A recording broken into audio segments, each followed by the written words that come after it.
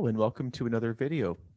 My name is Ian Green from enjgreenpiano.com, and today we'll be speaking a little bit more to develop the idea of major scales and also to encourage a new thought process related to how major scales and minor scales are related. So you might be thinking, how is that possible? And if you think about members of a family, we can have members of your immediate family and then also relatives like cousins and aunts and uncles who are part of the family, but sometimes through other relations. So we can think of scales in that same way. You can think of the major scale as the main family with the certain notes in the key signature and in the scale itself. But then the minor scale could be like the major scale's cousin. It's got the same key signature, but a different sound and different set of notes. So we can look a little bit more specifically at how this works and also how to tell the two different types of scales when using these in a song. So the important thing to do first, though, let's switch over to the camera angle where you can see the piano, and we'll play the scale of C major first.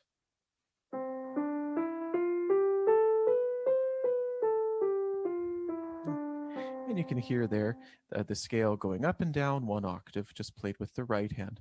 And in another video, there's an explanation of how to do that.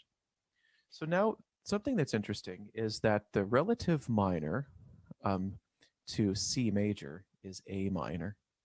And it also has the same key signature, which is 0 sharps and flats. And on the piano, that means we play all of the white keys from A to A.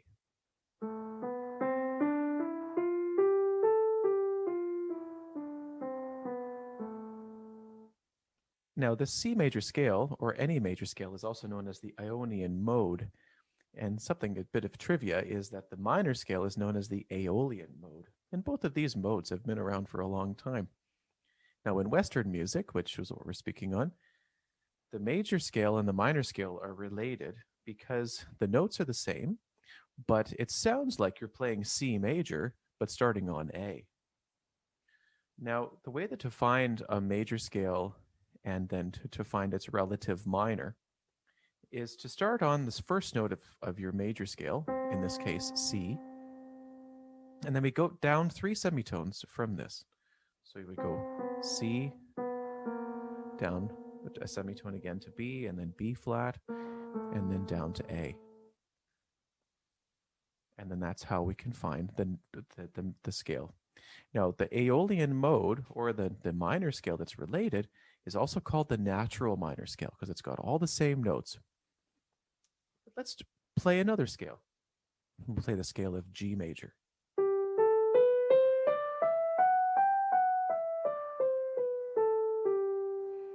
Now, if we were to go down, following the same idea, starting with the starting note of the major scale, which is G, and you go down 3 semitones, 1, 2, 3, we would land on E. Now, if you remember, the key signature of G major is F sharp, so it's got that special key in there. And the natural minor scale, or the related minor scale, both the same, for G major is E minor. So we would also include F sharp.